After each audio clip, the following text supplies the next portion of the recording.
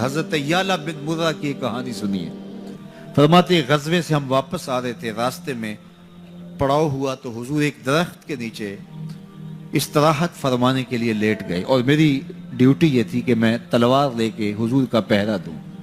میں کھڑا ہو گیا، باقی لوگ بھی سو گئے، تو میں نے ایک منظر دیکھا کہ دور صحرا میں ایک درخت تھا جو ہلنے لگا.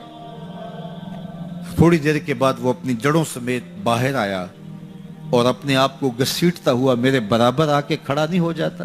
تھوڑی دیر کے بعد وہ واپس وہاں جاتا ہے اور جہاں سے اکھڑا تھا وہاں جا کے دوبارہ نصب ہو جاتا ہے. میرے لیے بڑے اچنبھے کی بات تھی، لیکن میرے پاس کوئی تھا ہی نہیں کہ جس سے میں بات کر سکوں. حضور تھے تو استراحت فرما رہے تھے اور میں حضور کے آرام میں خلل نہیں ڈالنا چاہتا تھا. خیر حضور بیدار ہوئے تو میں نے سلام عرض کرنے کے بعد جو پہلی بات کہی وہ یہی تھی.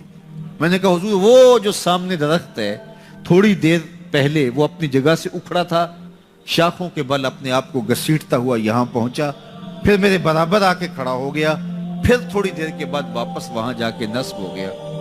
یہ جب کہانی سنائی تو میرے حضور نے تعجب نہیں کیا.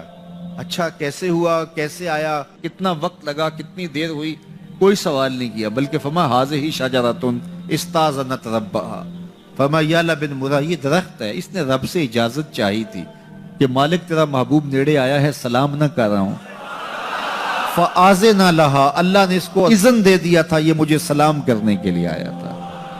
درختوں کے کلیجے بھی تڑپتے ہیں کہ حضور کو سلام کیا جائے. وہ کہانی تو آپ نہیں بھول سکتے جب ایک عربی نے کہا کہ حضور میں آپ کو نبی تب مانوں گا اگر وہ درخت آپ کی نبوت کی گواہی دے گا، آپ اگر اس کو بلائیں گے. تو میرے حضور فرماتے ہیں میں نے کیا بلانا، جا کے تو ہی کہہ دے تجھے اللہ کا رسول بلا رہا ہے.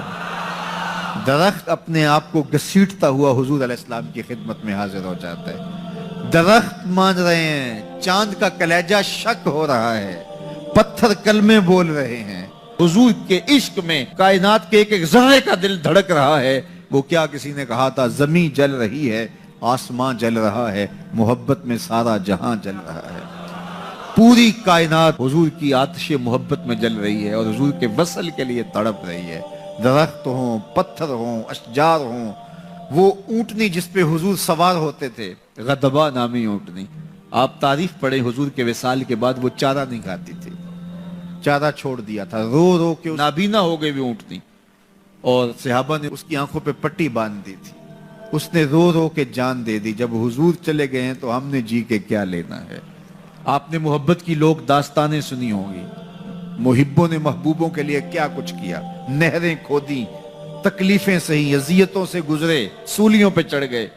لیکن آپ نے آج تک ایسا منظر نہیں دیکھا ہوگا کہ محبوب نے لب پھینکا ہو اور محب نے اپنے ہاتھوں پہ لے کے چہرے پہ مل لیا ہو.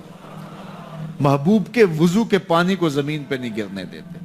عروہ بن مسعود صلح حدیبیہ کے موقع پر واپس جب گیا تو اس نے قریش مکہ کو جا کے کہا میں تمہاری جانب سے سفیر بن کے بڑے بڑے بادشاہوں کے درباروں میں گیا ہوں، واللہ اصحاب محمد کو جو میں نے محمد صلی اللہ علیہ وسلم کی تعظیم کرتے ہوئے دیکھا ہے، واللہ آج تک کسی بادشاہ کی بھی وہ تعظیم ہوتے ہوئے نہیں دیکھی.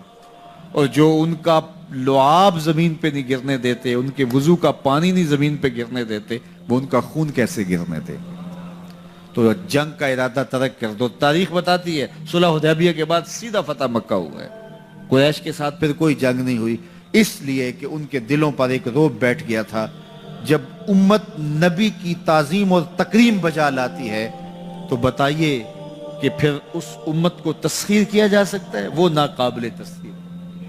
جب امت اپنے نبی کی تعظیم نہ کر سکے تو پھر اس کو جس طرح چاہو جو ہے وہ مسخر کر لو، وہ ایک بھوسا ہوتا ہے، اس کے علاوہ کچھ نہیں ہوتا.